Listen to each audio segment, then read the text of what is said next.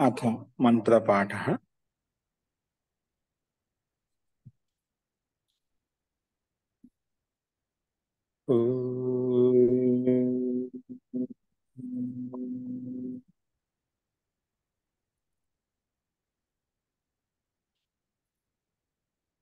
सहनाववतु सहनौ भुनक्तु सह वीर्यं करवावहै तेजस्विनावधीतमस्तु मा विद्विषावहै।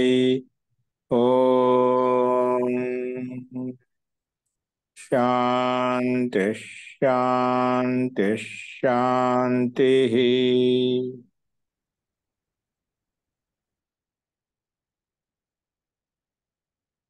सर्वेभ्यो नमः।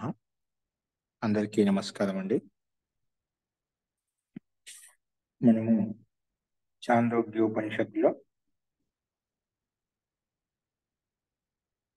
5వ ఖండం వరకు మనం ప్రస్తావించుకున్నాము।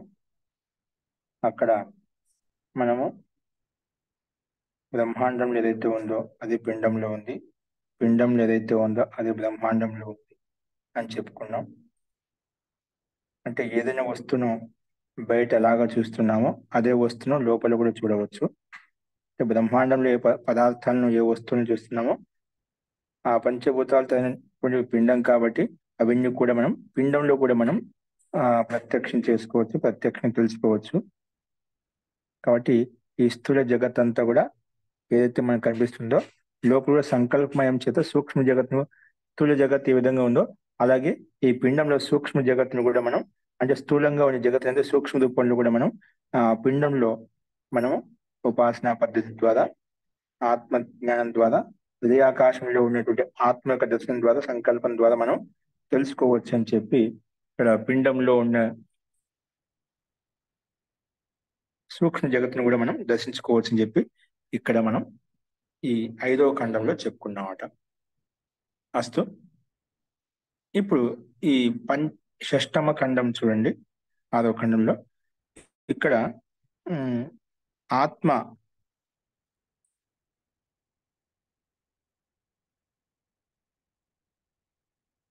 తత్వం ఎలా పొందగలుగుతామా అనే విషయాన్ని తీసుకుని ఇక్కడ చెప్పబడింది, అదేంటో చూద్దాం। చూడండి, మామూలుగా బ్రహ్మలోకాన్ని ఎవరైతే పొందుతారో, బ్రహ్మలోకాన్ని ఎవరు పొందగలుగుతారు, బ్రహ్మలోకాన్ని ఎలా పొందగలుగుతామంటే మనం గత పాఠంలో బ్రహ్మచర్య పూర్వకంగా మనం పొందగలుగుతాం అని చెప్పుకున్నాం। లాస్ట్ లో బ్రహ్మచర్యంతో బ్రహ్మలోకాన్ని పొందగలుగుతాము అని చెప్పి చెప్పుకున్నామట। ఇక్కడ బ్రహ్మలోకాన్ని పొందాలంటే బ్రహ్మచర్య పూర్వకంగా మనం పొందగలుగుతామట। అలాగే ఎవరైతే బ్రహ్మలోకంలోకి వెళ్తారో అటువంటి వ్యక్తి యొక్క ప్రాణం, అంటే బ్రహ్మలోకానికి అధికారి అయినటువంటి, బ్రహ్మలోకాన్ని పొందేటువంటి వ్యక్తి, సాధకుడు, ఉపాసకుడు ఎవరైతే ఉన్నారో వారి యొక్క ప్రాణం వెళ్ళిపోయినప్పుడు, శరీరంలో ఉంటూ ప్రాణం వెళ్ళిపోయినప్పుడు, అంటే వారు జ్ఞానం ద్వారా, విద్య ద్వారా అతన్ని పరిశుద్ధం పరిసంస్కారం చేసుకున్నామట, నిర్మలంగా స్వచ్ఛంగా అయిపోయామట, సంస్కారాలను దగ్ధభయం చేసాడమాట। అటువంటి వ్యక్తి, బ్రహ్మతత్వాన్ని పొందిన వ్యక్తి యొక్క గతి ఎలా ఉంటుందంటే బ్రహ్మలోకాన్ని పొందినటువంటి, బ్రహ్మలోకానికి అధికారి అయినటువంటి వ్యక్తి యొక్క గతి అనేది, అతని యొక్క ప్రాణాలు ఎలా వెళ్ళిపోతుంటే మన ఇంద్రియాల్లోంచి ఎలా వెళ్తాయంటే అది ఊర్ధ్వ, అంటే బ్రహ్మరంధ్రం అంటాం కదా మనం మస్తిష్కంలో, ఆ బ్రహ్మరంధ్రం ద్వారా తన యొక్క ప్రాణం వెళ్ళిపోతుందన్నమాట, ఆత్మ జీవాత్మ వెళ్ళిపోతుందన్నమాట। అంటే బ్రహ్మలోకానికి అధికారి అయినటువంటి వ్యక్తి యొక్క ప్రాణం ఎలా వెళ్తుంది, బ్రహ్మరంధ్రం ద్వారా వెళ్తుంది। అందుకే సాధకులు, యోగులు అందరూ కూడా ధ్యానంలో కూర్చొని బ్రహ్మరంధ్రం ద్వారా తన ఆత్మను వదిలేసి త్యాగం చేస్తూ ఉంటుంది అన్నమాట। ఎవరు బ్రహ్మలోకానికి అధికారి వ్యక్తి యొక్క ఆ ప్రాణం ఎలా వెళ్ళిపోతుంది, బ్రహ్మరంధ్రం ద్వారా వెళ్ళిపోతుంది। అంటే ఒక వ్యక్తి చనిపోయినప్పుడు ప్రతి ఒక్కరికి ఆత్మ నవరంధ్రాల నుంచి ఏదో ఒక రంధ్రం నుంచి జీవాత్మ వెళ్ళిపోతుంది। అంటే కర్మానుగుణంగా మనం చేసిన కర్మను బట్టి ఆ కర్మ ద్వారా ఆ ప్రాణం వెళ్ళిపోతుందన్నమాట। అదే బ్రహ్మలోకానికి అధికారి వ్యక్తి, బ్రహ్మలోకంని పొందేటువంటి వ్యక్తి యొక్క లక్షణాలు ఎలా ఉంటాయంటే వారి ఆత్మను, జీవాత్మను బ్రహ్మరంధ్రం ద్వారానే వారి యొక్క గతి ఉంటుంది, బ్రహ్మరంధ్రం ద్వారానే జీవాత్మ వెళ్ళిపోతుంది అని చెప్పి ఇక్కడ చెప్పారన్నమాట। అలాగే భిన్న భిన్న విషయాల్లో ఎవరైతే ఉన్నారో, అంటే ఎవరు ఏ ఏ విషయాల్లో లీనమై ఉన్నారో ఆయా విషయాల్లో చనిపోయిన తర్వాత జీవాత్మ గతి ఆ ఇంద్రియంతో బయటికి వెళ్ళిపోతుంది. ఒకవేళ జీవిత జీవనం అంతా ఆ ఇంద్రియ విషయంలో లీనమై ఉన్నాయనుకోండి, అంటే చక్షు విషయం లీనమైతే చక్షు ద్వారా ప్రాణం వెళ్ళిపోతుంది. అలాగే శ్రోత్ర విషయంలో లీనమై ఉంటే శ్రోత్రం వెళ్ళిపోతుంది. ఆ రకంగా ఎవరు ఏ ఇంద్రియంతో లీనమై ఉంటుందో ఆ ఇంద్రియం ద్వారా ఆ ప్రాణం, ఆ జీవాత్మ బయటికి వెళ్ళిపోతుంది అన్నమాట. కాబట్టి ఆ సందర్భంలో ఇక్కడ ఈ మంత్రాంశం చెప్పబడింది. అంటే చనిపోయిన తర్వాత జీవాత్మ యొక్క గతి ఎలా ఉంటుంది అనేది ఇక్కడ చెప్పబడింది. చూడండి, అథ యా ఏతా హృదయస్య నాడ్యః తాః పింగళస్య అనిమ్నః తిష్టంతి శుక్లస్య నీలస్య పీతస్య లోహితస్య ఇత్యసౌ వా ఆదిత్యః పింగళ ఏష శుక్ల ఏష నీల ఏష పీత ఏష లోహితః అథ యాహ ఏతా హృదయస్య, హృదయకి నాడులు ఏవైతే ఉన్నాయో, ఏంటి, హృదయం యొక్క నాడులు ఏవైతే ఉన్నాయో తాహ పింగళస్య అనిమ్నః తిష్టంతి, అంటే హృదయంలో ఉన్న నాడులు, ఏంటి, హృదయంలో కొన్ని నాడులు ఇంతకుముందు గతంలో ఉపనిషత్తు చెప్పుకున్నమాట, అనేక నాడులు ఉంటాయి హృదయానికి అని చెప్పి. ఇక్కడ హృదయం యొక్క నాడులు ఏవైతే ఉన్నాయో అవన్నీ కూడా ఎలా ఉన్నాయంట, పింగళ వర్ణంలో ఉన్నాయంట. నాడ్య పింగళస్య అనిమ్నః తిష్టంతి శుక్లస్య నీలస్య పీతస్య, వీటికి భిన్న భిన్న రూపాలు చెప్పుకున్నా. అంటే పింగళస్య అనిమ్నః తిష్టంతి అంటే తాత్పర్యము ఆ సూక్ష్మ, అతి సూక్ష్మంగా ఉంటుందన్నమాట. అనిమ్నః పీతస్య అంటే పీత వర్ణంలో ఉంటుంది, లోహితానికి ఎరుపు వర్ణంలో ఉంటుంది. అలాగే ఆ ఇవన్నీ లోహితము, పీతము, నీలము, శుక్లము, ఈ వర్ణాలు ఏవైతే ఉన్నాయో ఇవన్నీ కూడా ఆ హృదయగతంలో ఉన్నటువంటి నాడుల ద్వారా ఇవన్నీ ఆ వర్ణంలో యుక్తమై ఉంటాయి. అలాగే ఆదిత్య పింగళ ఏష శుక్ల ఏష నీల ఏష పీత ఏష లోహిత అని చెప్పి ఇక్కడ చెప్పుకున్నా. అంటే సూర్యునిలో ఉత్పన్నమైనటువంటి సూర్యుని ద్వారా, సూర్యకిరణాల ద్వారా వచ్చేటువంటి వర్ణాలు ఏవైతే ఉన్నాయి, ఇవన్నీ వర్ణాలు మనకు సూర్యకిరణాల ద్వారా మనకు వస్తుంటాయి. అలాగే ఈ హృదయాకాశంలో ఉండే నాడుల ద్వారా కూడా ఇలాంటి వర్ణాలతో యుక్తమైనటువంటి గతి అనేది అక్కడ ఆ రకమైన స్థితి అనేది ఉంటుంది. అంటే ఆ నాడుల్లో ఆ రకమైనటువంటి గతి, ఆ రకమైనటువంటి శుక్లత్వం, నీలత్వం, పీతత్వం అనేవి అక్కడ మనకు కనిపిస్తాయి. అంటే ఆ రసంతో యుక్తమైనటువంటి లోహిత వర్ణము తో యుక్తమైనటువంటి ఈ సూక్ష్మ నాడుల్లో ఏదో గతి ఉంటుందని చెప్పి చెప్పుకున్నామట. అంటే ఆ రకంగా ఉండి హృదయాకాశంలో శిరవంతా హృదయం నుంచి ఇవన్నీ నాడులు ఏవైతే ఉన్నాయో ఈ వర్ణంతో యుక్తమై ఉంటూ అంత శిరవంతా వ్యాపించి ఉంటాయి. ఏ విధంగా సూర్యకిరణాలు అనేక భిన్న భిన్న వర్ణాలతో యుక్తమై సంపూర్ణ బ్రహ్మాండం అంతా వ్యాపించి ఉందో, అలాగే హృదయాకాశంలో ఉన్నటువంటి నాడుల సహాయం చేత ఈ వర్ణాలు ఏవైతే ఉన్నాయో శిరవంతా వ్యాపించి ఉంటాయి అనేది ఇక్కడ ఈ మంత్రాంశం ద్వారా చెప్పబడిందన్నమాట. అంటే ఒక పిండంలో ఉండే హృదయం ఏదంటే ఒక సూర్యునితో పోల్చి చెప్పుకున్నామట. పిండంలో ఉన్న హృదయాన్ని సూర్యునితో పోల్చి చెప్పుకున్నామట. అందుకే ఆ సూర్యుని ద్వారా, అంటే పిండంలో ఉన్న ఎందుకంటే ఆ యథా బ్రహ్మాండే తథా పిండి అని చెప్పిన కదా, ఆ బ్రహ్మాండంలో తత్వాలే పిండంలో ఉన్నాయి. అందుకే ఇక్కడ హృదయాన్ని సూర్యంగా భావించాం. ఆ సూర్యుని ద్వారా ఏం ఉత్పన్నమవుతుంటే ఈ పింగళ వర్ణము, శుక్ల వర్ణము, నీల వర్ణము, పీత వర్ణము, లోహిత వర్ణాలు ఏవైతే ఉన్నాయో ఇవన్నీ కూడా నాడులు అన్నమాట. సూక్ష్మ రసంతో నిండి ఉన్నాయి. అంటే ఇవన్నీ కూడా ఆ కిరణాలతో నిండి ఉన్నాయన్నమాట. ఏ రకంగా అంటే అంతా వ్యాపించి ఉన్నాయి, నిండి ఉన్నాయి అంటే అంతటా వ్యాపించి, శరీరం అంతటా వ్యాపించి ఉన్నాయి. ఎలాగంటే బ్రహ్మాండంలో సూర్యుడు ఏ విధంగా అయితే అంటే ఈ బ్రహ్మాండానికి ఈ జగత్తుకి హృదయం ఏంటి, ఈ పిండానికి హృదయము, ఆ పిండానికి ఆధారము హృదయం చెప్పుకున్నాం. అలాగే ఈ జగత్తుకి ఆధారం ఏంటంటే సూర్యుడు అనమాట. కాబట్టి ఈ జగత్తుకి ఆ హృదయం ఏంటంటే ఆ సూర్యుడు అని చెప్పుకున్నామట. అది హృదయ రూపంలో ఉందన్నమాట.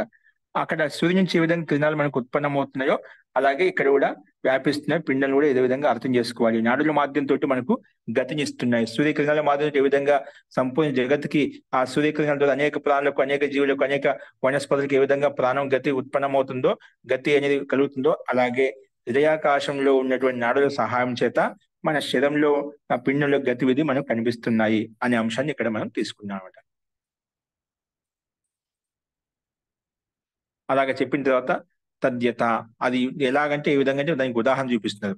తద్యత ఎలాగంటే మహాపథః ఆతత ఉభౌ గ్రామౌ గచ్చతి ఇమం చ అమం చ ఏవం ఏవ ఏతాః ఆదిత్యస్య రశ్మయః ఉభౌ లోకౌ గచ్చంతి ఇమం చ అమం చ అముస్మాత్ ఆదిత్యాత్ ప్రతాయంతే తా ఆసు నాడిషు శ్లిప్తాః ఆభ్యో నాడిభ్యః ప్రతాయంతే తే అముస్మిన్ ఆదిత్యే శ్లిప్తాః తే అముస్మిన్ ఆదిత్యే శ్లిప్తాః.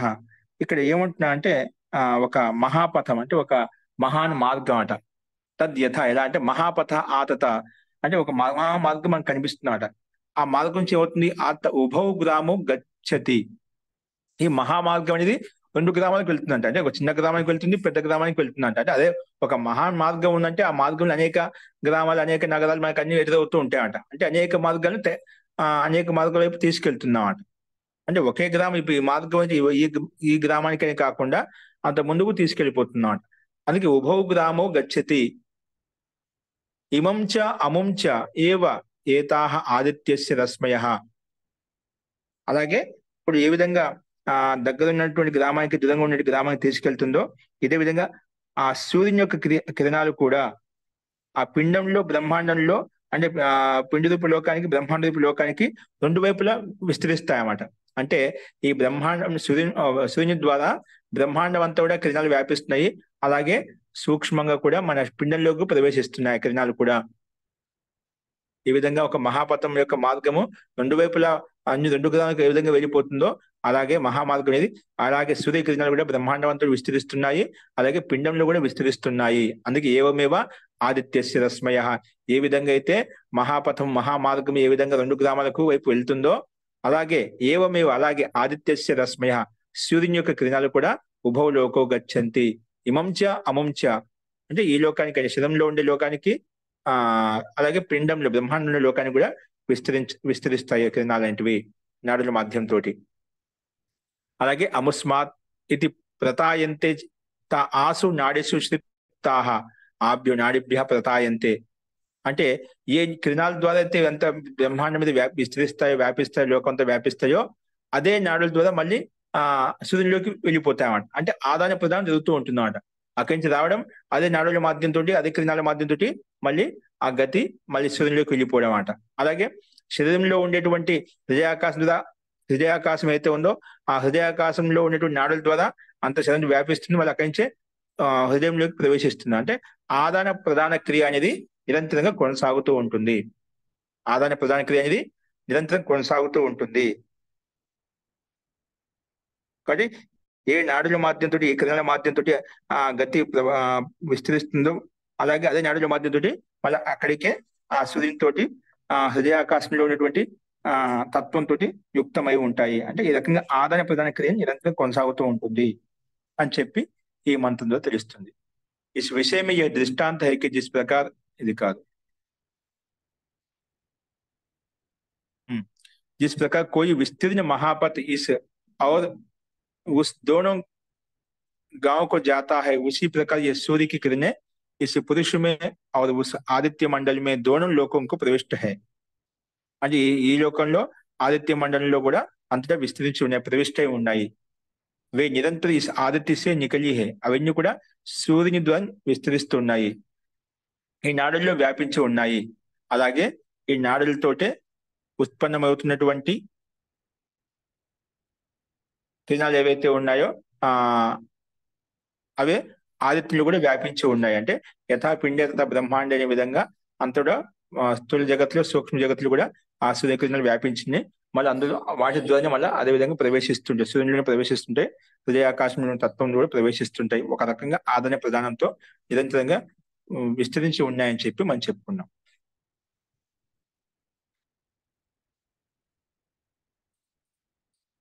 అందుకే ఆభ్య నాడిభ్య ప్రతాయంతే తే అముస్మిన్ ఆదిత్య శ్లిప్తాః. మళ్ళీ అదే అముస్మ ఆదిత్య అంటే సూర్యునిలో మళ్ళీ విస్తరిస్తాయి, అదే నాడుల మాధ్యంతో మళ్ళీ అవన్నీ సూర్యునిలో వ్యాపిస్తాయి, మళ్ళీ సూర్యునిలోనే ఉంటాయి అని చెప్పి చెప్పుకున్నాం.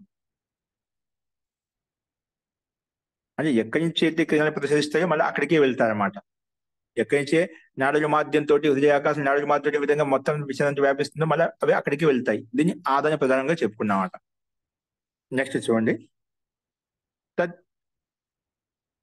తద్యత్ర ఏతత్ సుప్తః సమస్తః సంప్రసన్నః స్వప్నం న విజానాతి స్వప్నం న విజానాతి ఆసు తదా నాడిషు శ్రిప్తో భవతి తం న కష్టన పాప్మ స్పృశతి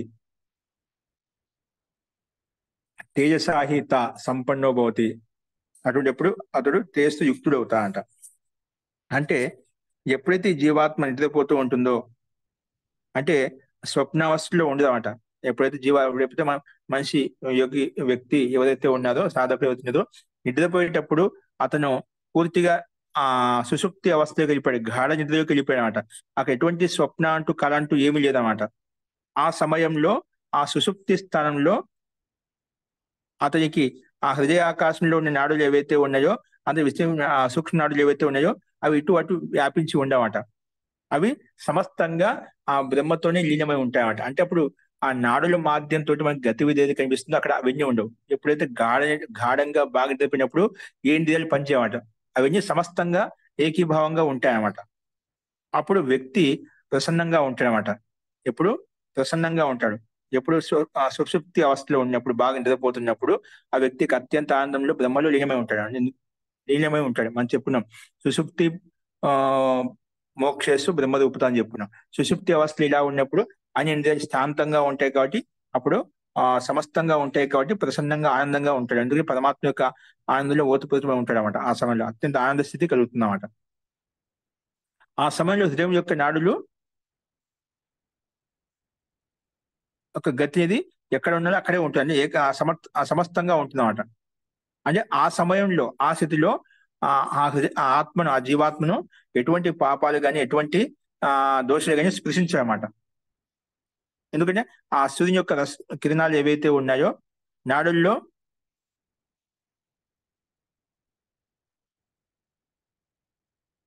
ఉండే కిరణాలతో వ్యాపించి ఉంటాయి కాబట్టి.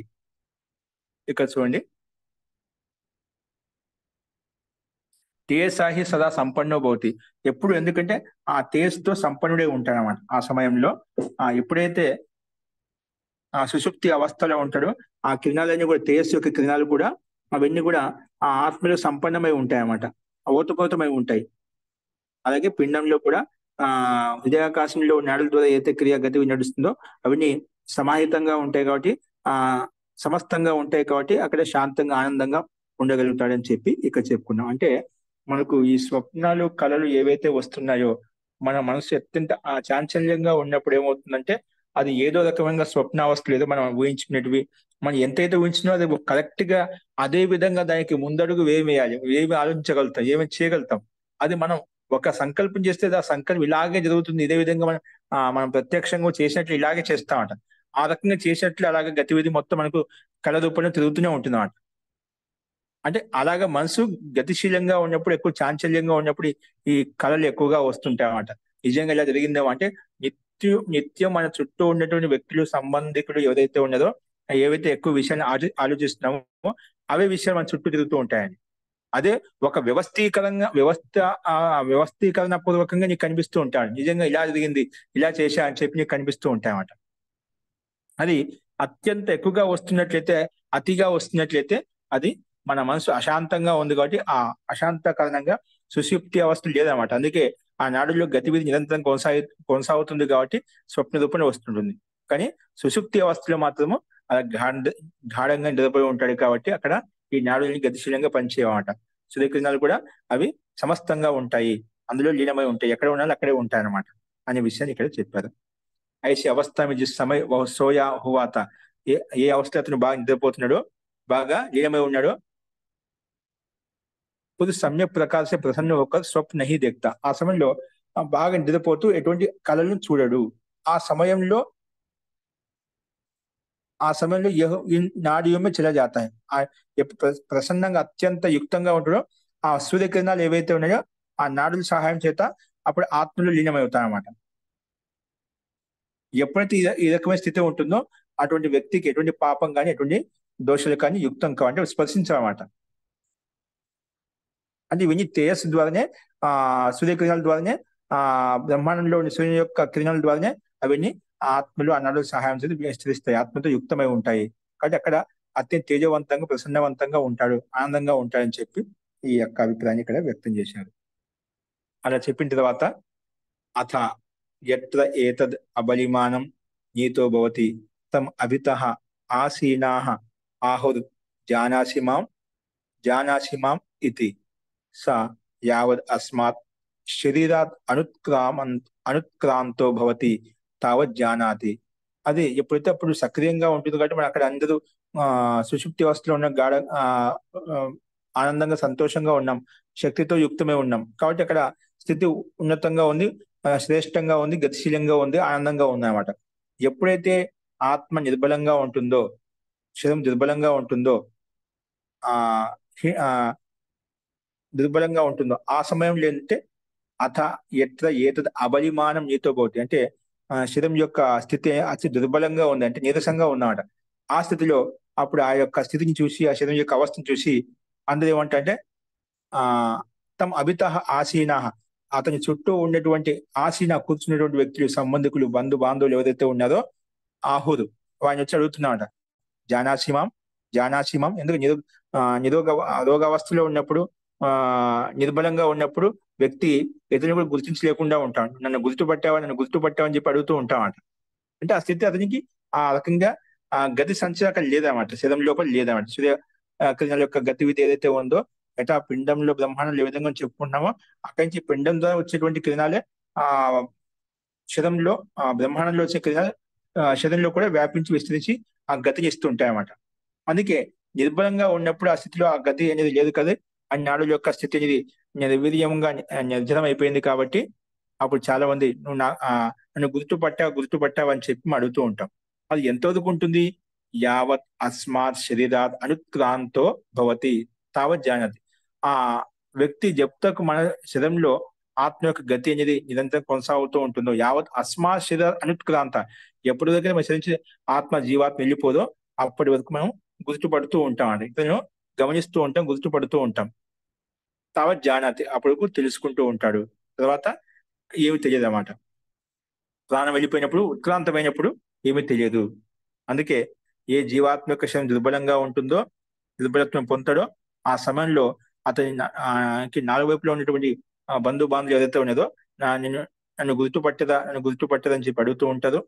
అది ఎప్పటి వరకు అడుగుతుంటా అంటే ఆ శరీరం నుంచి ప్రాణము వెళ్ళినంత వరకు అలా అడుగుతూ ఉంటారు. ప్రాణం వెళ్ళిపోయిందా అక్కడ అక్కడ అడిగే వాళ్ళు అంటూ ఆ ఎవరు ఉండదు అనమాట. ఎందుకు జీవాత్మ అక్కడి నుంచి ఆ వెళ్ళిపోయింది అనమాట.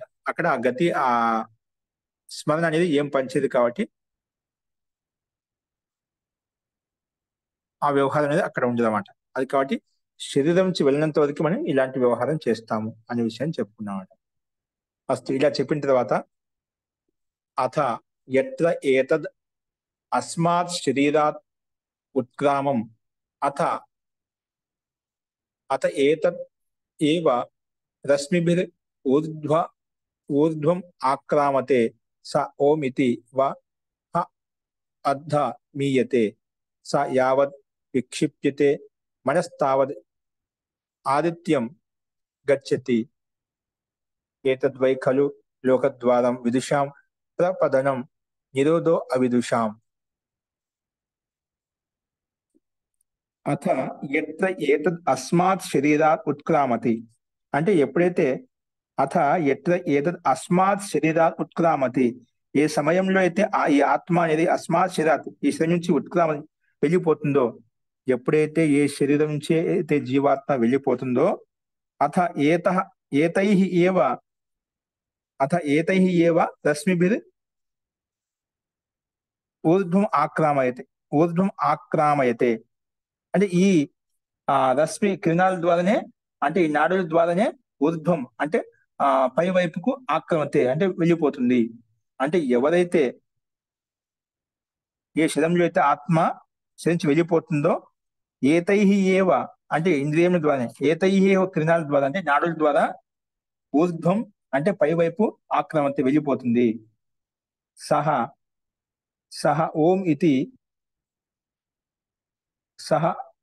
ఓం ఇతి వావ ఉద్వ మీయతే అంటే ఆ వ్యక్తి ఏదైతే ఉన్న సాధకుడు ఏదైతే ఉన్నదో, ఉన్నతంగా ఉన్నటువంటి వ్యక్తి ఏదైతే ఓం ద్వారా ఓంకార ఉచ్చారణ ద్వారా అంటే ధ్యానిస్తూ, ఇప్పుడు చాలా మంది అక్కడ ఓంకార ధ్యానంతో ఆ ప్రాణాలు వదిలేస్తూ ఉంటారన్నమాట. అంటే ఏదైతే ఉన్నతమైన గతి ఉంటుందో, ఆ ఉత్తమ కర్మలు చేసేదో అటు వ్యక్తి ఆ మనం ఆ ఆ ఓంకే ఉచ్చరణ ద్వారానే ఆ శ్వాసతో పాటు మనం ఏ శ్వాస ద్వారా తీసుకొని మనం వదిలేస్తామో అదే శ్వాస ద్వారా తీసుకుని అదే శ్వాసతో జీవాత్మ వదిలేస్తా ఉంటాం. అది ఆ యోగ శక్తి యోగ బలం అంతా ఉంటుందన్నమాట.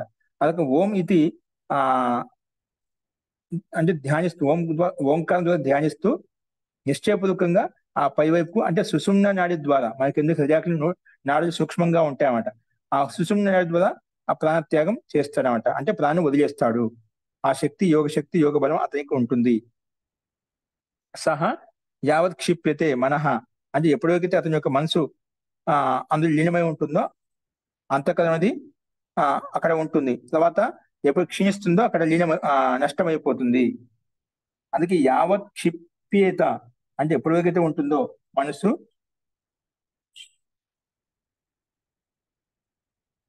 యావత్ క్షిప్యతే మనః, అంటే ఏదో ఆ, లీనమై ఉంటుందో అంతవరకు అక్కడ ఆ మనసు యొక్క గతివిధి ఉంటుంది. ఎప్పుడైతే నష్టమైపోతుందో క్షీణిస్తుందో అప్పుడు అక్కడ ఆ గతివిధి కూడా అతనిలో ఏమి ఉండదు. అందుకే ఇక్కడ ఏతద్వై ఏతద్వై ఖలు లోకద్వారం విదుషాం ప్రపదనం నిరోధో అవిదుషాం. అందుకే ఆదిత్య లోకం వెళ్ళిపోయని చెప్పిన కాబట్టి అతనికి దశ ఏదైతే ఉందో ఆ బ్రహ్మజ్ఞాని అయితే గిన అది బ్రహ్మద్వారం ద్వారా అతని యొక్క గతి అంటే ప్రాణం అనేది వెళ్ళిపోతుంది. అలాగే ఇతరులు ఎవరైతే ఉన్నారో బ్రహ్మవేత్త కాకుండా బ్రహ్మజ్ఞానంతో యుక్తం లేనటువంటి వ్యక్తి యొక్క గతివిధి అనేది అవిదుషాం. అవిదుషాం అంటే ఇక్కడ ఈ విద్వాంసులు కదా, జ్ఞాని వ్యక్తులు కాదో వాళ్ళ యొక్క గతివిధి అనేది సామాన్య అంటే భిన్న భిన్న ఇంద్రియాల ద్వారా బ్రహ్మరంధ్రం కాకుండా భిన్న భిన్న ఇంద్రియాల ద్వారా వాళ్ళ యొక్క ఊర్ధ్వ గతి ఉంటుంది. ఊర్ధ్వ గతి కాకుండా గతి ఉంటుంది, అంటే ప్రాణం ఆ ఇంద్రియాల నుంచి వెళ్ళిపోతుంది.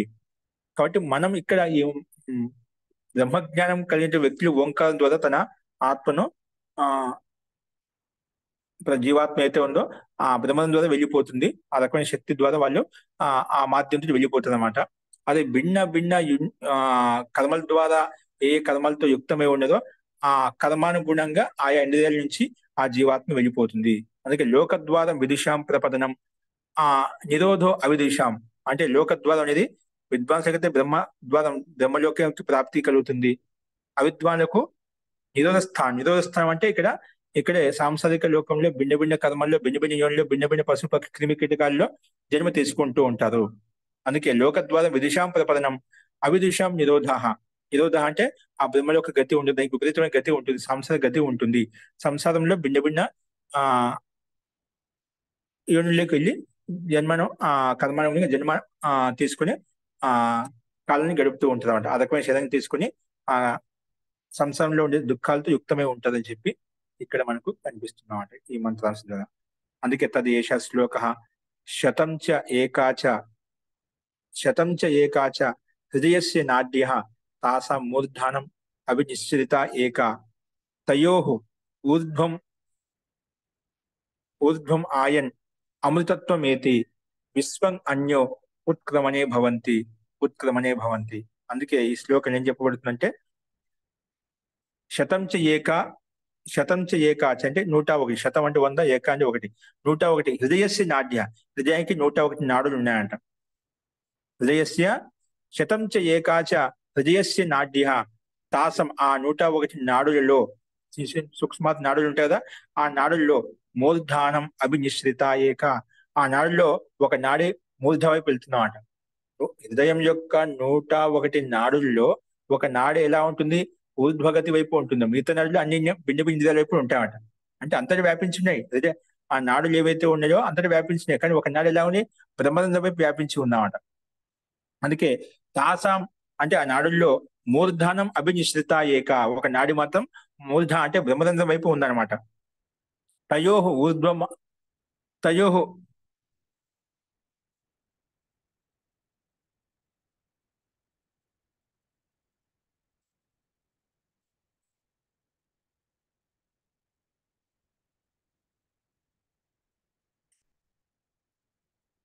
తయోః ఆయన్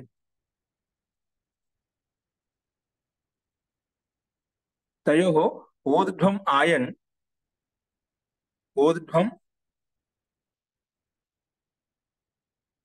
ఇక్కడ మూర్ధానం అభినిశ్రిత ఏక అని చెప్పుకున్నాం. తయోః కాదు, ఇక్కడ తయా శబ్దం, తయా ప్లస్ ఊర్ధ్వం తయోర్ధ్వం అయిపోయింది. తయా తయా అంటే ఏక నాడి, ఒక నాడి అయితే ఉంది. తయా ఊర్ధ్వం ఆయన్, అందులో ఒక నాడి.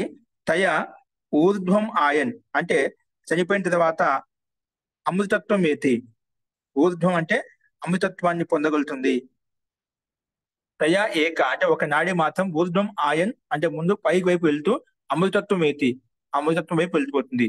విశ్వం అన్య అంటే విశ్వం అన్య, అన్య నాడులు ఏవైతే ఉన్నాయో భిన్న నాడులో విస్తరించి ఉన్నటువంటి గతి ఏదైతే ఉందో అవన్నీ అన్య ఉత్క్రమణే భవంతి అంటే భిన్న భిన్న యోనులు భిన్న భిన్న మార్గాలు వెళ్ళిపోతాయి అని చెప్పి ఆత్మజీవత వెళ్ళిపోతుంది అని చెప్పి ఇక్కడ చెప్పుకున్నామట. అంటే శరీరం వదిలేసినప్పుడు భిన్న భిన్న కర్మానుగుణంగా భిన్న భిన్న శరీరాన్ని ధరిస్తుంది, భిన్న శరీరాన్ని ధారణ చేస్తుంది అని చెప్పి ఇక్కడ ఈ అంతిమ యొక్క అభిప్రాయాన్ని కూడా ఇక్కడ ఈ రకంగా వ్యక్తం చేశారనమాట. అంటే ఈ విషయంలో మనతో ఏం చెప్తుందంటే హృదయం యొక్క 101 నాడుల్లో ఒక నాడి మాత్రం మస్తిష్కం వైపు వెళ్తుంది.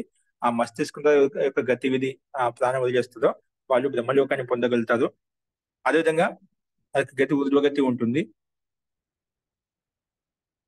అలాగే మిగిలిన వ్యక్తులు ఎవరైతే ఉంటుందో ఆ భిన్న భిన్న నాడుల ద్వారా ఉత్తమ గతి పొందేటువంటి వ్యక్తి విశేషం ఎవరైతే ఉన్నారో వాళ్ళు కర్మానుగుణంగా వాళ్ళు భిన్న భిన్న నాడుల్లో జన్మ తీసుకుంటారనే విషయాన్ని ఇక్కడ ముందు చెప్పిన అభిప్రాయాన్ని సారాంశభూతంగా మళ్ళీ అదే విషయం ఇక్కడ మేము చెప్పుకున్నామట. ఈ రకంగా ఇది షష్ఠ ఖండ. ఈ షష్ఠమ ఖండంలో ఈ రకంగా జీవాత్మ యొక్క గతివిధి ఎలా ఉంటుందంటే పూర్తిగా మన ఊర్ధ్వగతి ఉంటుంది. అది ఒక్కొక్క కర్మానుగుణంగా భిన్న భిన్న ఇంద్రియాల ద్వారా ప్రాణం యొక్క గతి ఉంటుంది. అంటే ప్రాణం వెళ్ళిపోతుంది, ప్రాణం త్యాగం చేస్తుంది. అది ఇంద్రియాల ద్వారా కావచ్చు, చెవుల ద్వారా, ఇంద్రియాలు ఏ భాగం ద్వారా కావచ్చు, చక్షు ఇంద్రియం కావచ్చు, శ్రోత్రేంద్రియం కావచ్చు, నాసిక ఇంద్రియం కావచ్చు, ముఖం ద్వారా కావచ్చు, అలాగే భిన్న భిన్న ఇంద్రియాల్లో ఆ ప్రాణం యొక్క గతి ఉంటుంది. కాబట్టి బ్రహ్మలోకం అధికారి అయిన వ్యక్తి బ్రహ్మరంధ్ర ద్వారా బ్రహ్మలోకాన్ని పొందగలుగుతాడు. దాన్ని బట్టి కూడా ఎవరికి ఏ గతి ఉంటుందని చెప్పి తెలుస్తున్నాడు. చాలా మందికి మనం చూస్తూ ఉంటాం, ప్రాణం వెళ్ళిపోయేటప్పుడు కొందరికి ముఖం ద్వారా వెళ్ళిపోయినప్పుడు, కళ్ళ ద్వారా వెళ్ళిపోయినప్పుడు కళ్ళు పైకి లేచి ఉంటాయన్నమాట. ముఖం ద్వారా వెళ్ళినప్పుడు నోట్లో జాగానే బయటకు వచ్చేస్తుంటుందన్నమాట. అదే ముఖం ద్వారా వెళ్ళిపోయినప్పుడు అక్కడ కొంచెం మనకు గతివిధి అక్కడ వికృతి కనిపిస్తుంటుందన్నమాట. అలాగా మనకు కొన్ని లక్షణాలు స్థూలంగా కనిపిస్తూ ఉంటాయన్నమాట. దాన్ని బట్టి వాళ్ళ యొక్క గతివిధి, వాళ్ళ యొక్క సంస్కారం ఏంటి, వాళ్ళ యొక్క జన్మ ఏదే ఉండొచ్చు, ఉత్తమ జన్మ, మధ్యమ జన్మ అని చెప్పి కూడా మనం ఆ స్థూల లక్షణాన్ని బట్టి తెలుసుకోవచ్చు. స్థూలంగా అంటే మన మనసులో చెప్తుంది, లోకంలో వ్యక్తి యొక్క ధర్మాత్మని బట్టి గుణ సంపన్నుడైనప్పుడు ఆ వ్యక్తి యొక్క వర్తమాన జీవితమే అతని యొక్క గతివిధిని లోకంలో ఉండేటువంటి వ్యక్తులు కూడా గమనిస్తూ ఉంటుంది అన్నమాట. అసలు ఉత్క్రమం అంటే వెళ్ళిపోవడం అంట. ఉత్క్రమణం అంటే వెళ్ళిపోవడం అంట. ఆ స్థితి ఇక్కడ మనం చూపించదు. అంటే భిన్న భిన్న నాడుల ద్వారా, అంటే అక్కడ మనకు సూక్ష్మ నాడులు పనిచేస్తున్నాయి. నాడులతో సహాయం చేస్తే మనకి అన్ని గతివిధి నడుస్తుంది. నాడుల సహాయం చేస్తే సూర్యకిరణాలు ఆ యొక్క కిరణాల నుండి వ్యాపిస్తున్నాయి, శరీరమంతటా ఓతపూరితమై ఉన్నాయి అనే విషయాన్ని ఇక్కడ మనకు చెప్తున్నది అన్నమాట. మహోదయ, ఇప్పుడు ప్రారంభ శ్లోకంలో మనకి ఈ సూర్యకిరణాలు బ్రహ్మాండంలో ఎలాగైతే ఉన్నాయో అవి ఈ పిండంలో కూడా అదే విధంగా పోల్చి చెప్పబడింది కదా. అవునవునండి. ఆ తర్వాత వివరణ అంతా కూడా ఈ ఉత్క్రమణ ఎలా జరుగుతుంది అన్నదే చెప్పబడింది మహోదయ. జీ ప్రాణం యొక్క గతి ఎలా జరుగుతుంది అని జరిగింది ఇక్కడ చెప్పబడింది. అస్తు మహోదయ. అస్తు. ఇలా చెప్పిన తర్వాత నెక్స్ట్ 7వ ఖండం చూడండి. ఇక్కడ 7వ ఖండంలో ప్రజాపతి ఆరు ఇంద్రుడు విరేచనుడు యొక్క కథ. అంటే ప్రజాపతి గురువు, ఇంద్రుడు విరోచనుడు అంటే దేవతలు, ఇంద్రుడు అంటే ఏంటి దేవతలు, విరోచనుడు అంటే ప్రధాన వ్యక్తి అంటే అసురుల్లో ప్రధానుడు, ఇంద్రుడు దేవతల్లో ప్రధాన వ్యక్తి అంట. అంటే ప్రజాపతి, ఇంద్రుడు అలాగే విరోచన యొక్క కథ అనేది ఇక్కడ 7 నుంచి 15 ఖండాల వరకు చెప్పబడింది అన్నమాట. అంటే ఇక్కడ ముఖ్యంగా మనం మాండుక్యోపనిషత్తు చెప్పుకున్నామట. జాగ్రత్త అవస్థ, స్వప్నావస్థ, సుషుప్తి అవస్థ, ఈ అవస్థలను అర్థం చేసుకుని ఇక్కడ విషయం చెప్పబడింది అన్నమాట. అంటే అవి అక్కడ మనకు కొంచెం వాటి యొక్క జ్ఞానం మనకు కొంచెం సూక్ష్మంగా స్థూలంగా ఉన్నట్లయితే ఇక్కడ ఈ విషయాన్ని కూడా మనం అర్థం చేసుకోవచ్చు. సో ఇక్కడ ఈ దేవతలు అసలు యొక్క కథాంశాన్ని ఇక్కడ మనకి ఏ రకంగా చెప్పుకుంటూ చూద్దాం. చూడండి, సప్తమ ఖండ. మహోదయ, యా ఇంద్రుడు విరోచనుడు ప్రజాపతి దగ్గర నేర్చుకున్నప్పుడు విరోచనుడు కొంత ఇదవగానే ఇంకా చాలని వెళ్ళిపోవడం కదా మహోదయ, ఈ కథ సారాంశం మీకు తెలుసు. ఇది చూద్దాం. అంటే ఇక్కడ వీరి ముగ్గురికి సంబంధించి కథ ఇక్కడ మనకు కనిపిస్తుంది, దృష్టాంతం కనిపిస్తుంది. అది చూద్దాం. ప్రజాపతి ఆయన గురువు బ్రహ్మ ఇంద్రుడికి విరోచనుడికి ఉపదేశిస్తామట, ఆత్మతత్వాన్ని ఉపదేశిస్తామట. అది ఎవరు ఏం గ్రహిస్తుంది అనేది మనకి ఆ కథాంశం ఇక్కడ చెప్పబడింది అన్నమాట.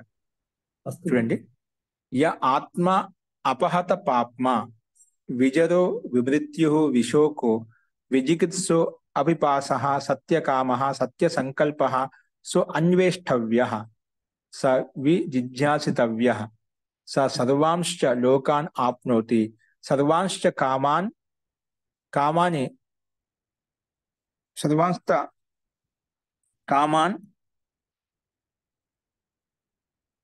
అన్వేష్టవ్యః సహ సర్వాంచ లోకాన్ ఆప్నోతి సర్వాంచ కామాన్ యః తం ఆత్మానం అనువిద్య సర్వాంశ్చ కామాన్ తం ఆత్మానం అనువిద్య విజానాతి ఇది ప్రజాపతి ఉవాచ. అంటే ఇక్కడ ప్రజాపతి అందరికీ ప్రజాకి ప్రతి అయినటువంటి స్వామి అయినటువంటి బ్రహ్మ అయినటువంటి ఆ దేవుడు పరమాత్మ ఏం చెప్తుంది ఇక్కడ దేవతలకు అసలులకు చెప్పామట. అని ఉపదేశించాడు. ఏం చెప్పాడంటే ఇహ ఆత్మ అపహత పాప్మ అంటే ప్రజాపతిని ఒక సంకల్పం చేశాడు, ఉద్ఘోషించాడు అనమాట. హృదయాకాశంలో ఉన్నటువంటి ఏదైతే ఆత్మ ఉందో, హృదయాకాశంలో ఏ ఆత్మ అయితే ఉందో, ఈ ఆత్మ యొక్క వాసం ఉందో, మన హృదయాకాశంలో ఈ ఆత్మ యొక్క వాసం ఉందో, ఏ ఆత్మ నివసిస్తుందో, అక్కడ ఏ ఆత్మ అయితే ఉందో ఆ ఆత్మ ఎలా ఉందంట, అది పాపరహితమైన మాట. అపహత పాప్మ అంటే ఎటువంటి ఆత్మకు ఎటువంటి పాపం లేదు, అంటే నిర్మలమైనది, స్వచ్ఛమైనది, పాపరహితమైన మాట. విజర అంటే ఇక్కడ జరా మృత్యు అంటూ ఏమి ఉండవంట ఆ ఆత్మకి. వృద్ధావస్థ యవనావస్థ అంటూ అవస్థ అంటే వికృతం అనేది మార్పు అనేది లేదన్నమాట. అందుకే అజరహ అంటే లేశ మాత్రం కూడా జరత్వం అనేది ఉండదు అనమాట. అంటే అజరత్వం అనేది ఎప్పుడు జీర్ణ శరీరం కాదు. విమృత్యు అంటే అమరత్వంతో యుక్తమై ఉంటుంది, ఎప్పుడు చావు పుట్టుకంటూ ఏమి ఉండవట. విశోక ఇక్కడేంటి విజరహ విమృత్యు విశోక అంటే ఎటువంటి శోకం అనేది ఆత్మకు జీవాత్మకు ఉండదు. జీవాత్మ ఎల్లప్పుడు నిత్య శుద్ధ బుద్ధ ముక్త స్వభావంతో యుక్తమై ఉంటుంది. అందుకే యహ ఆత్మ అవుతుందో అపహత పాపమ నిష్పాపంతో నిష్కలంకంతో ఉంటుంది, అజరత్వంతో ఉంటుంది. విమృత్యు అమరత్వంతో యుక్తమై ఉంటుంది. విశోక శోకరహితంగా ఉంటుంది. అలాగే విజిగత్సహ అంటే ఇక్కడ ఆకలి దప్పికలంటూ కూడా ఉండమాట. అంటే ఆకలి దప్పికలతో దృఢంగా ఉంటుంది అంటే ఆకలి దప్పికలు వేయమాట. అందుకే అపిపాసహ అంటే తాగడానికి కూడా ఇష్టం అంటూ ఉండేదన్నమాట ఇక్కడ. అంటే ఇక్కడ తాగలనే ఆలోచన ఉండేవంట. అంటే అటువంటి ధర్మాలను కూడా ఆత్మకు లేవు అనమాట. అపిపాస ఇంకేంటి ఎలా ఉంటుందంటే సత్య సంకల్పాలతో యుక్తమై ఉంటుంది అన్నమాట. పూర్ణ కామలతో యుక్తమై ఉంటుంది.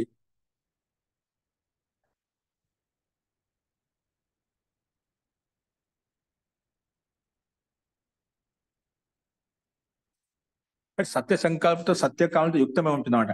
అటువంటి ఆత్మను అంటే ఇన్ని రకాలతో యుక్తమైనటువంటి ఆత్మను అంటే సత్యకామంతో సత్య సంకల్ప యుక్తమైనటువంటి ఆత్మ ఏదైతే ఉందో మనం చెప్పిన అపహత పాప్మ విజరహ విమృత్యు అటువంటి ఆత్మను అన్వేషించాలి. అటువంటి ఆత్మను మనం వెతకాలి. ఎవరైతే ఈ రకంగా ఆత్మతత్వం తెలుసుకోగలుగుతుందో అన్ని లోకాల్లో నిర్బాధ గతి ఉంటుంది, అన్ని లోకాలను జయించగలుగుతాడు, అన్ని మనోకాలను సిద్ధింపజేసుకోగలుగుతాడు, అన్ని మనోకాలను సిద్ధిస్తాయి, అన్ని లోకాలను సమస్త కామలను పొందగలుగుతాడు అతను. అందుకే ఇక్కడ అదే విషయం సత్యకామ సత్య సంకల్ప సో అన్వేష్టవ అటువంటి ఆత్మను అన్వేషించుకోవాలి. విజిజ్ఞాసిత అటువంటి ఆత్మను తెలుసుకోవాలి. ఎందుకంటే అలా ఆత్మతత్వాన్ని మన హృదయాకాశంలో ఉన్నటువంటి ఆత్మతత్వం తెలుసుకున్నట్లయితే ఏం ఉపలబ్ధి కలుగుతుందంట, సర్వాంశ లోకాన్ని ఆత్మ సంపూర్ణ లోకాన్ని పొందగలుగుతాడు.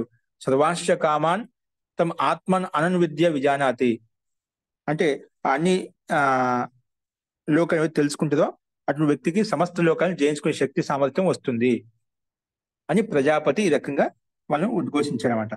ఎందుకంటే పురాకాలంలో ప్రజాపతి అందరికీ ఈ రకంగా ఉద్ఘోషించి అంటే అందరికీ దేవతలకు అసలుకు అందరికీ ఈ రకంగా ప్రస్తావించామట. అంటే అన్ని సర్వాన్ లోకాన్ని ఆపు, సమస్త లోకాన్ని పొందగలుగుతావు. సమస్త కామాలను యువతే ఆత్మతత్వాన్ని తెలుసుకొని ఈ రకం ప్రయత్నం చేస్తుందో సమస్త కామాన్ అన్య తమ ఆత్మను అనువిద్య విజానతి, ఆత్మ తెలుసుకునే ఆత్మను ఆ అర్థం చేసుకుంటూ ఆత్మను అన్వేషిస్తూ ఎవరైతే ఈ రకంగా తెలుసుకుంటుందో అటువంటి వ్యక్తి సమస్త లోకాన్ని జయించగలుగుతాడని చెప్పి ఇక్కడ చెప్పుకున్నామాట. ఈ మాట చెప్పి ప్రజాపతి ఉద్ఘోషించామాట. ఎవరైతే హృదయాకాశంలో ఉండేటువంటి ఆత్మతత్వాన్ని అన్వేషించి తెలుసుకుంటారో సమస్త లోకాలు జయించగలుగుతాడు, సంపూర్ణ లోకాలు యుక్తమై ఉంటాడు, సంపూర్ణంగా ఆనందంగా ఉంటాడని చెప్పి ఆ రకంగా ఉద్ఘోషించినప్పుడు ఈ విషయాన్ని వినేటువంటి దేవతలు అసురులు ఆ ఆత్మతత్వాన్ని తెలుసుకోవాలి, ఆ మనోకామని సిద్ధింపజేసుకోవాలి, లోకాన్ని జయించాలనే భావంతో వాళ్ళు పరస్పరం ఈ విషయం తెలుసుకోవడం కోసం గురువు దగ్గరికి ప్రజాపతి దగ్గరికి వస్తాడు. ఆ విషయం ఇక్కడ 2వ మంత్రంలో చూడండి.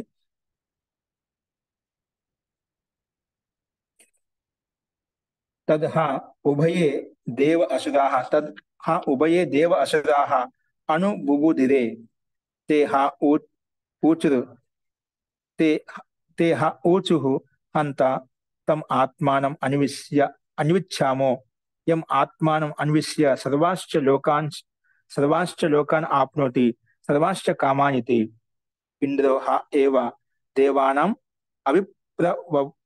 అభిప్రవవ్రాజ విరోచనో అసురానాం తౌ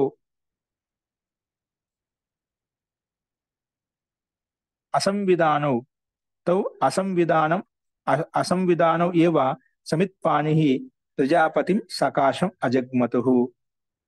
ఇక్కడ ప్రజాపతి యొక్క ఉద్ఘోషాన్ని విన్నటువంటి దేవతలు అసురులు ఎవరైతే ఉన్నారో వాళ్ళు ఈ విషయం తెలుసుకునే విషయాలు విని మనసులో అనుకుంటున్నామట.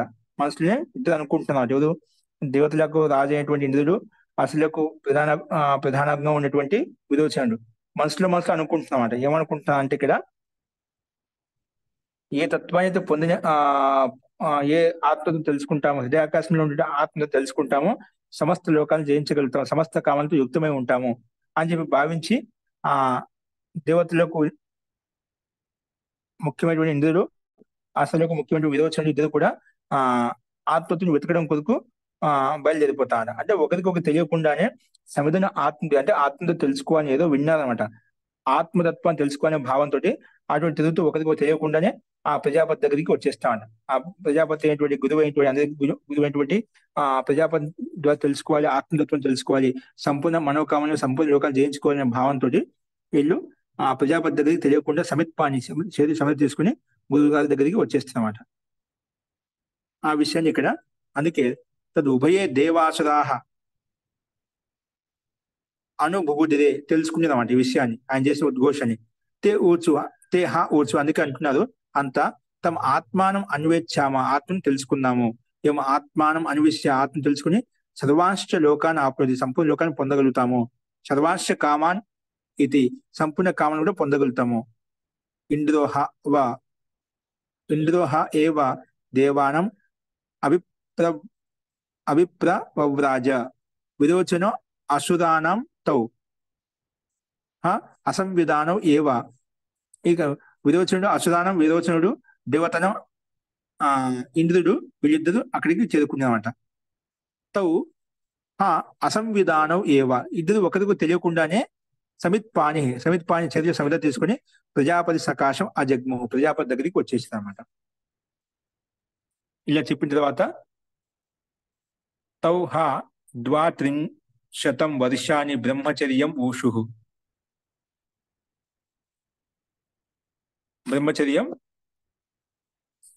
ఊషుః తౌ ప్రజాపతి ఉవాచ కిం ఇచ్చన్ తౌ ఆస్తం ఇతి తౌ ఊచుః య ఆత్మా అపహత పాప్మా విజదో విమృత్యుః విశోకో విజిగిత్సో అపిపాసః సత్యకామః సత్యసంకల్పః సో అన్వేష్టవ్యః స విజిజ్ఞాసితవ్యః స సర్వాశ్చ లోకాన్ ఆప్నోతి సర్వాశ్చ కామాన్ యః తం ఆత్మానం అనువిద్య విజానాతి ఇతి భగవతో వచో వేదయంతే తం ఇచ్చంతో ఆస్తం ఇది. అంటే ఇక్కడ మీరు ఎందుకు ఇక్కడ ఉంటున్నారు అన్నప్పుడు ప్రజాపతి చెప్తున్నమాట. అంటే ముందు ప్రజాపతి ఆశ్రమంలో ఈ రకంగా ప్రస్తావించినప్పుడు సమిత్పాన్ని తీసుకొని నాకు ఆత్మతత్వాన్ని తెలుసుకోండి, ఆత్మతత్వం బోధించమని చెప్పి ప్రార్థించినప్పుడు ఆయన చెప్పారంటే ఈ ఆశ్రమంలో 32 సంవత్సరాల వరకు ద్వాత్రింశత్ వర్షాన్ని బ్రహ్మచర్యం ఊషు అంటే 32 సంవత్సరాల వరకు ఆత్మతత్వాన్ని తెలుసుకోవడం కొరకు అక్కడ శ్రద్ధ భక్తి పథకం గురుకులంలో ఉంటూ ఆశ్రమంలో ఉంటూ 32 సంవత్సరాల వరకు బ్రహ్మచర్యాన్ని పూర్వకంగా బ్రహ్మచర్య నివాసం చేసిందన్నమాట. అక్కడ బ్రహ్మచర్యం ఊషు తౌ హా ప్రజాపతి ఉవాచ. అప్పుడు వాళ్ళని ప్రజాపతి అడిగామంట కిం ఇచ్చంతౌ ఆస్తౌ ఇది. ఇలా చెప్పిన తర్వాత ప్రజాపతి ఉవాచ కిం ఇచ్చంతో ఆస్తం ఇది. మీరు ఏం తెలుసుకోవాలనే భావంతో ఇక్కడ ఉన్నారు. ఊచు. అప్పుడు ఆయన చెప్తామట ఆత్మ అపహత పాపం అంటే ఆత్మతత్వం ఏదైతే ఉందో అది పాపరహితమైనటువంటి ఆత్మతత్వం ఏదైతే ఉందో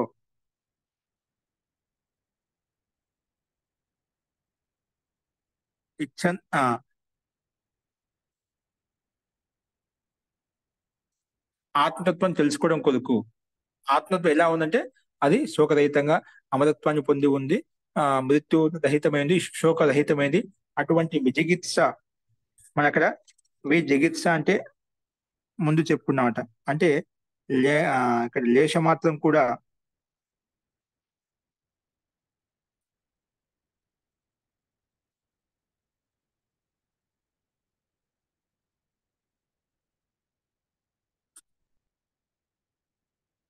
అంటే ఇక్కడ ఆకలి దప్పికలు ఉండవు అని చెప్పుకున్నామట.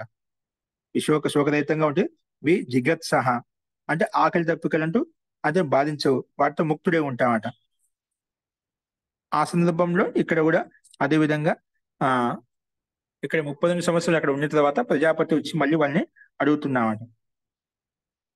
ఏ రకంగా అడుగుతున్నా అంటే నువ్వు ఏమి ఇష్టపడితే ఈ ఆశ్రమంలో ఉంటున్నావు అన్నప్పుడు అప్పుడు హే భగవన్ నువ్వు చేసిన ఘోషణ ఏ రకంగా చెప్పావో, ఎవరైతే పాపరహితమైనటువంటి జరా మృత్యుతో దూరమైనటువంటి ఆకలి దెబ్బకలేటువంటి సత్య సంకల్పాలతో సత్య కామలతో యుక్తమైనటువంటి ఆత్మతత్వాన్ని తెలుసుకుంటారో అన్వేషిస్తారో వారు సంపూర్ణ లోకాలను సంపూర్ణ కామను పొందగలుగుతారు.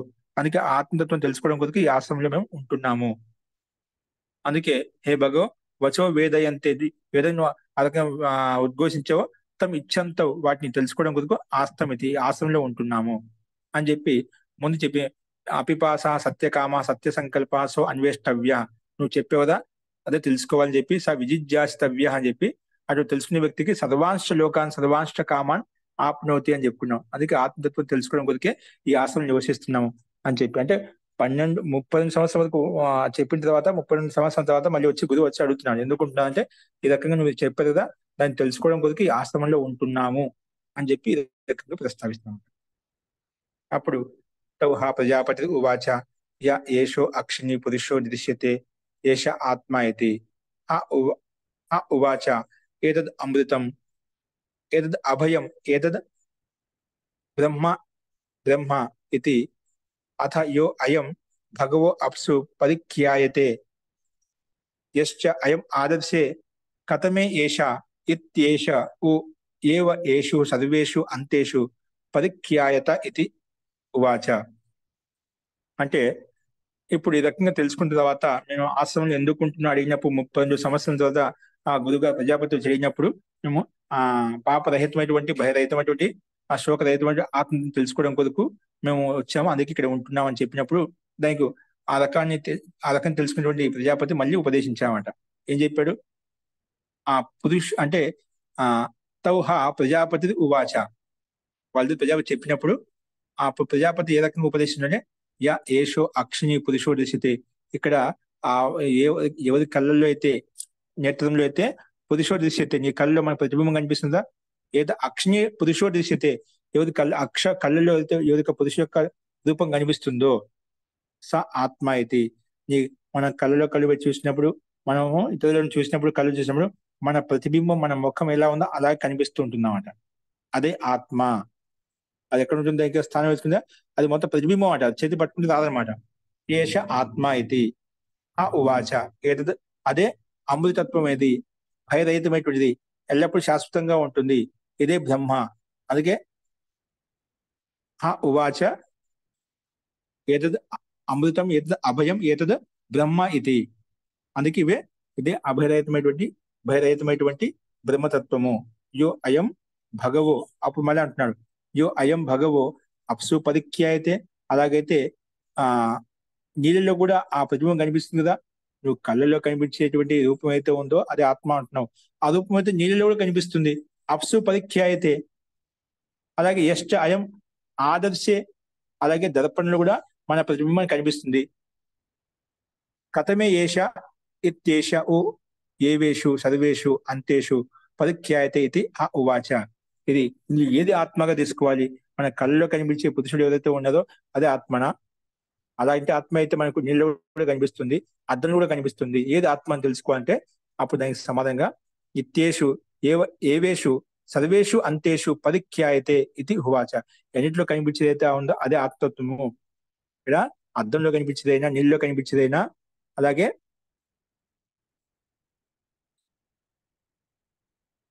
పురుషుని యొక్క కళ్ళలో కనిపించేదైనా, ఏదైతే మన ఆత్మ పరిశుభ్రం కనిపిస్తుందో అదంతా కూడా ఆత్మస్వరూపమే. అందుకే దాన్ని తెలుసుకోవడం కోసం ప్రయత్నం చేయాలి అని చెప్పి, అంటే కళ్ళలో కనిపించే ఆత్మతత్వము, బ్రహ్మాండంలో కనిపించే దర్పణలో కనిపించే ఆత్మ అయినా, అలాగే మనకు నీళ్ళలో కనిపించే ఆత్మ ఏదైతే ఉందో అవన్నీ కూడా అన్నింటిలో కథమ ఏష ఇత్యేషు హ ఇత్యేషు వా ఏవ ఏషు సర్వేషు అంతేషు పరిఖ్యాయతే.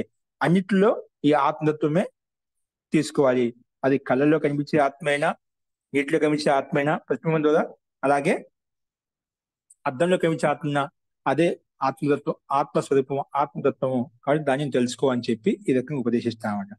అందుకే ప్రజాపతి జో పురుషు నేత్రం మీద దిఖాయి దేతా, ఏ పురుషుడికైతే కళ్ళలో కనిపిస్తుందో అదే ఆత్మ, అదే అమృతము, అదే అభయము, అదే బ్రహ్మతత్వం అని చెప్పుకున్నాం.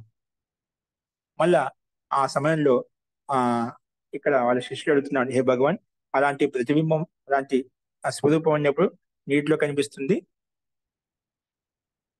వ్యాపించి ఉంటుంది, అద్దంలో కూడా కనిపిస్తూ ఉంటుంది. అటువంటిప్పుడు అందులోంచి ఏది ఆత్మ ఎలా తెలుసుకోవాలి ఈ విషయం మీద ఆ ప్రజాపతి ఏమన్నా అంటే, నువ్వు ఏ నేత్రానికి అంతర్గతంలో చూస్తున్నావో, నేటికి అంతర్గతంలో చూస్తున్నావో అది అద్దంలో ఏదైతే చూస్తున్నావో ఆ వర్ణన ఏదైతే ఉందో అది అన్నిట్లో కూడా అదే ఆత్మస్వరూపమే, అదే అన్నిట్లో వ్యాపించి ఉంది, ప్రతి వస్తువు ప్రతి పదార్థం వ్యాపించి ఉంది. కాబట్టి అలాంటి ఆత్మతత్వం తెలుసుకో అని చెప్పి అదే ఆత్మస్వరూపం అని చెప్పి ఈ రకంగా ప్రజాపతి వీరికి ఉపదేశించాడు. ఇది సప్తమ ఖండ. ఈ రకంగా ఈ సప్తమ ఖండాన్ని మనం చెప్పుకున్నాం అనమాట. కాబట్టి మొత్తానికి ఆ, కళ్ళల్లో ఉండే ఆత్మ ఎలా భావిస్తాం ముందుకు చెప్పుకున్నాం. ఇప్పుడు ప్రతిబింబం చూసినప్పుడు ఒక రకమైన స్థితి, దానికి ఎటువంటి ఆధారం లేకుండా మన స్వరూపాన్ని మనం చూస్తున్నాం అంటే, వాస్తవంగా అద్దంలో కనిపించే ప్రతిబింబం ఏదైతే ఉందో దానికి ఒక ఆధారం అంటూ లేదన్నమాట, సూక్ష్మంగా ఉంటుంది. మనం పట్టుకోవడానికి కూడా పట్టుకోలేం. ఇప్పుడు మన అద్దంలో మన రూపం పట్టుకుంటామా? పట్టుకోలేం. అంటే ఆ రకంగా ఆత్మ అంత సూక్ష్మంగా ఉంటుంది. అటువంటి సూక్ష్మతత్వాన్ని మనం అది ఆత్మగా భావించి మనం చేసినట్లయితే స్వరూపం తెలుసుకోవచ్చు.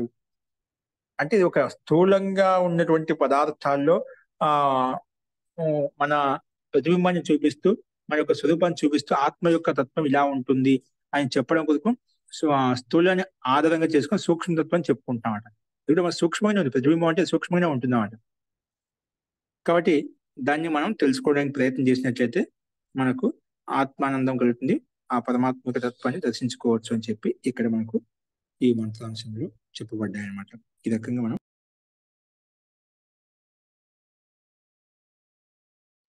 మిగిలిన అంశాలు అయితే ఉన్నాయో మన రేపు చూద్దాం. ఇందులో ఏదైనా సందేహం చెప్పండి.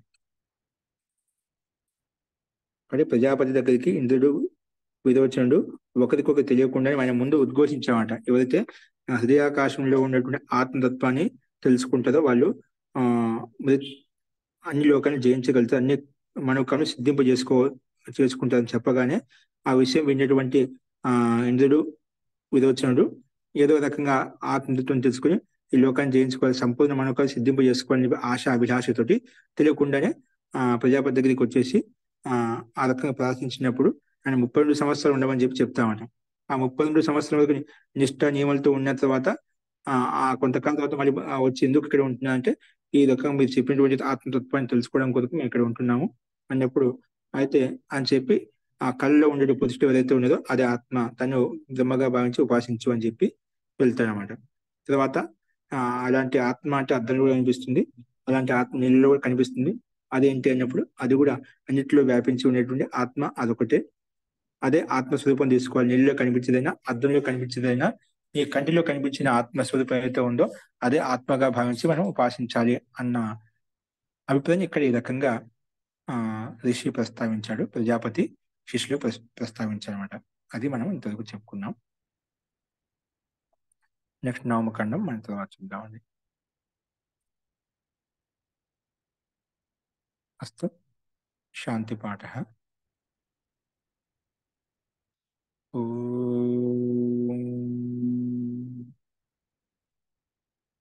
సర్వే భవంతు సుఖినః, సర్వే సంతు నిరామయాః, సర్వే భద్రాణి పశ్యంతు, మా కశ్చిత్ దుఃఖభాగ్ భవేత్. ఓం శాంతి శాంతి శాంతి. నమస్తే మహోదయ.